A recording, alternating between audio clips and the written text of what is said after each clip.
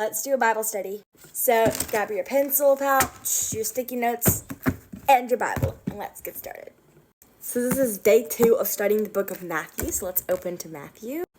Alright, so far on our little note card, we just have the fact that God was silent for 400 years. Joseph and Mary get pregnant with Jesus through the Holy Spirit. So last night we covered the whole chapter 1 of Matthew, which is probably it's longer than chapter 2. Chapter 2 is very short. Chapter 2 has 23 verses. So let's read. As always, I'm going to put myself into X, but you can slow it down if you want to listen to every word, but follow along. Chapter 2, Matthew.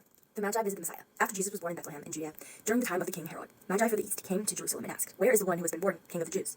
We saw his star when it rose and have come to worship him." When King Herod heard this, he was disturbed, and all of Jerusalem with him. When he had called together all the people, chief priests, and teachers of the law, he asks them where the Messiah was to be born, in Bethlehem in Judea. They replied, "For this is where the prophet has written, but you, Bethlehem in the land of Judah, are by no means least among the rulers of Judah. For out of you will come a ruler, who will shepherd my people, Israel." Then Herod called the Magi secretly, and found out from the exact time the star had appeared. He sent them to Bethlehem, and said, "Go and search carefully for the child. As soon as you find him, report to me, so that I may too go and worship him."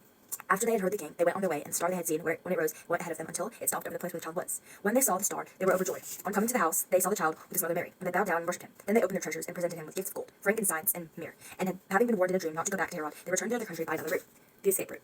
When they had gone, an angel of the Lord appeared to Joseph in a dream. "Get up," he said, "take up the child and his mother and escape to Egypt. Stay there until I tell you, for Herod is going to search for the child to kill him." So he got up, took the child and his mother during the night, left for Egypt, where he stayed until death of Herod, and was fulfilled by the Lord. He said through the prophet, "Out of Egypt I call my son." When Herod realized that he had been outwitted by the Magi, he was furious, and he ordered to kill all the boys in Bethlehem and its vicinity, who were 2 years old and under, in accordance with the time he had learned from the Magi.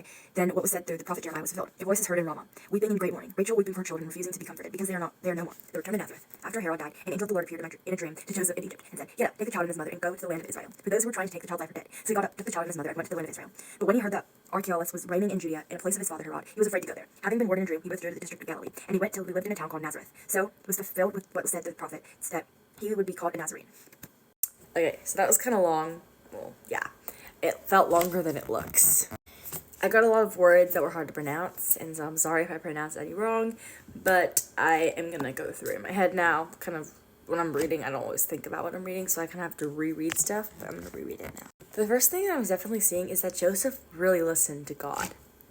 Joseph had many dreams, and that with God in them, and people telling him what to do and where to go, and he listened to those dreams, and he did exactly as they said.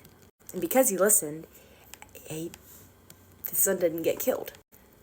Okay, so I just highlighted one of the examples of when Joseph escapes from Egypt.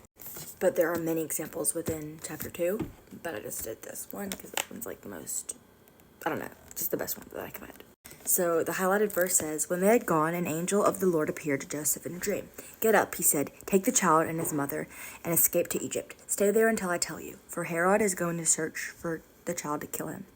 So he got up, took the child and his mother during the night, and left for Egypt, where he stayed until the death of Herod. And so was fulfilled what the Lord had said through the prophet, 'Out of Egypt I call my son.'" This verse is a lot to digest, but let's break it down into parts. So the first part basically tells us that in a dream, Joseph sees that his child will be killed, and that he should take his wife and his child to escape to Egypt. Joseph drops everything in the middle of the night as soon as he wakes up from this dream, and he leaves and goes to Egypt with his baby and his wife. That's a lot. Imagine you just had a dream about, I live in Alabama, let's just give an example. I had a dream that I had to escape to California, which is a good cross-country road trip.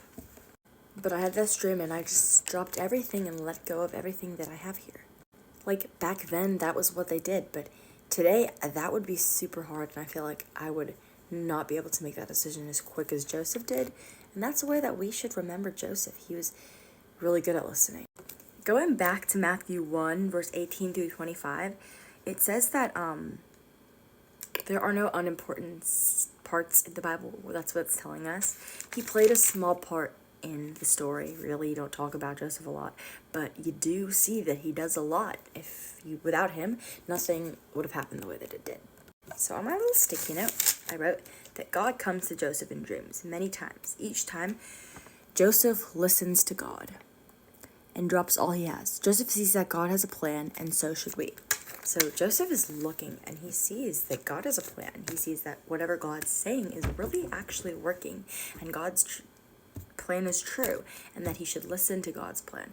And that's what Joseph did exactly. He listened to God, and he went along with God, dropped everything that he had, and then he got, his son was with him still. So evidently this baby is Jesus, and it's kind of like they don't say that. They don't say Jesus. They just say baby, which kind of is like irony, and it is like affecting the story because it's not making it as like baby Jesus was born specific. It's like the baby, So on my note card so far, I just wrote that Joseph trusts God and escapes to Egypt. I always try to make these videos quick, but I can never really keep them under 5 minutes. And if you're still here, thank you so much for watching. I hope that you followed along with your Bible and that you learned something and that maybe you wrote your own little perspective on how you felt about this story. Thank you, and go out and spread the gospel.